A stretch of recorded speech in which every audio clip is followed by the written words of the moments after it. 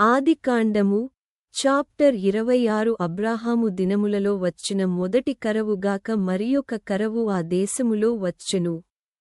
అప్పుడు ఇస్సాకు గెరారులోనున్న ఫిలిష్తీయుల రాజైన అబీమెలెకు నొద్దకు వెళ్ళెను. అక్కడ యెహోవా అతనికి ప్రత్యక్షమై నీవు ఐగుప్తులోనికి వెళ్ళక నేను నీతో చెప్పు దేశమందు నివసించుము.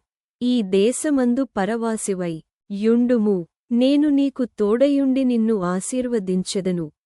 ఏలయనగా నీకును నీ సంతానమునకును ఈ దేశములన్నియు ఇచ్చి నీ తండ్రియైన అబ్రాహాముతో నేను చేసిన ప్రమాణము నెరవేర్చి ఆకాశ నక్షత్రముల వలె నీ సంతానమును విస్తరింపచేసి ఈ దేశములన్నియు నీ సంతానమునకు ఇచ్చెదను. నీ సంతానము వలన సమస్త భూలోకములోని సమస్త జనులు ఆశీర్వదింపబడుదురు. ఏలయనగా అబ్రాహాము నా మాట విని నేను విధించిన దాని నా ఆజ్ఞలను నా కట్టడలను నా నియమములను గైకొనెనని చెప్పెను. ఇస్సాకు గెరారులో నివసించెను. ఆ చోటి మనుష్యులు అతని భార్యను చూచి ఆమె ఎవరని అడిగినప్పుడు అతడు ఆమె నా సహోదరి అని చెప్పెను. ఎందుకనగా రిబ్కా చక్కనిది గనుక ఈ చోటి మనుష్యులు ఆమె నిమిత్తము నన్ను చంపుదురేమో అనుకొని తన భార్య అని చెప్పుటకు భయపడెను.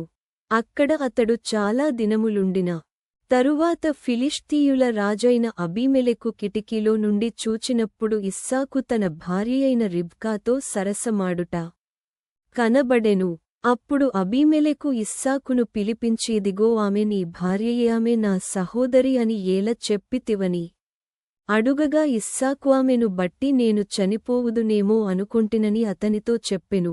అందుకు అబీమెలెకు నీవు మాకు చేసిన ఈ పని ఏమి?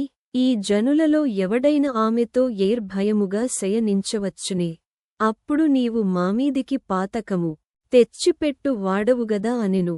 అబీమెలెకు ఈ మనుష్యుని లికైనను ఇతని భార్య జోలికైనను వెళ్ళువాడు నిశ్చయముగా మరణశిక్ష పొందునని తన ప్రజలకందరికీ ఆజ్ఞాపింపగా ఇస్సాకు ఆ దేశమందున్నవాడై విత్తనము వేసి ఆ సంవత్సరము నూరంతలు ఫలము పొందెను. యెహోవా అతనిని ఆశీర్వదించెను గనుక ఆ మనుష్యుడు గొప్పవాడాయెను. అతడు మిక్కిలి గొప్పవాడగువరకు క్రమక్రమముగా అభివృద్ధి పొందుచు వచ్చెను. అతనికి గొర్రెల ఆస్తియు గొడ్ల ఆస్తియు దాసులు గొప్ప సమూహమును కలిగినందున ఫిలిష్తీయులు అతనియందు అసూయపడిరి. అతని తండ్రియైన అబ్రాహాము దినములలో అతని తండ్రి దాసులు త్రవ్విన బావులన్నిటిని ఫిలిష్తీయులు మన్నుపోసి పూడ్చివేసిరి.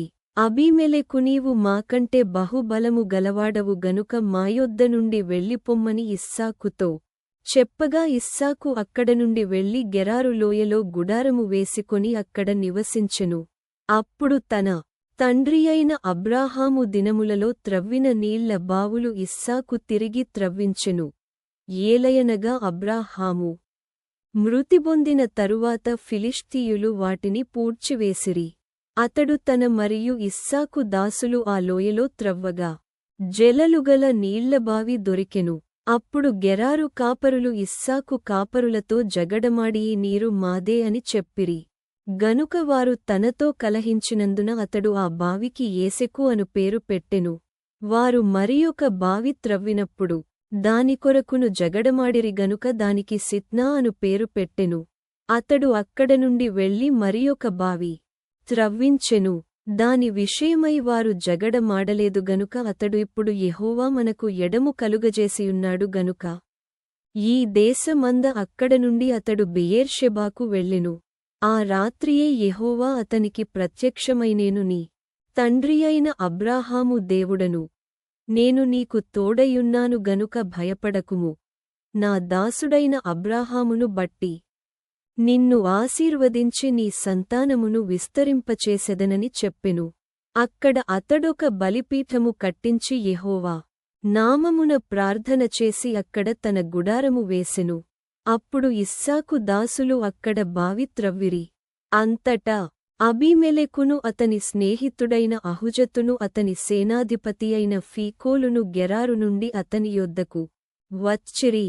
ఇస్సాకు మీరు నామీద పగపట్టి మీ యొద్ద నుండి నన్ను పంపివేసిన తరువాత ఎందునిమిత్తము నా యొద్దకు వచ్చియున్నారని వారినడుగగా వారు నిశ్చయముగా యెహోవా నీకు తోడయుండుట చూచితివివు గనుక మనకు అనగా మాకును నీకును మధ్య నొక ప్రమాణముండవలెననియు మేము నిన్ను ముట్టక నీకు మేలే తప్ప మరేమియు చేయక నిన్ను సమాధానముగా పంపివేసితివివు గనుక నీవును మాకు కీడు చేయకుండునట్లు నీతో నిబంధన చేసికొందుమనియు అనుకొంటిమి ఇప్పుడు నీవు యెహోవా ఆశీర్వాదము పొందిన వాడవనిరి అతడు వారికి విందు చేయగా వారు అన్నపానములు పుచ్చు కొనిరి తెల్లవారినప్పుడు వారు లేచి ఒకనితో ఒకడు ప్రమాణము చేసుకొనిరి తరువాత ఇస్సాకు వారిని సాగనంపగా వారు అతని యొద్ద నుండి సమాధానముగా వెళ్ళిరి ఆ దినమందే ఇస్సాకు దాసులు వచ్చి తాము త్రవ్విన బావిని గూర్చి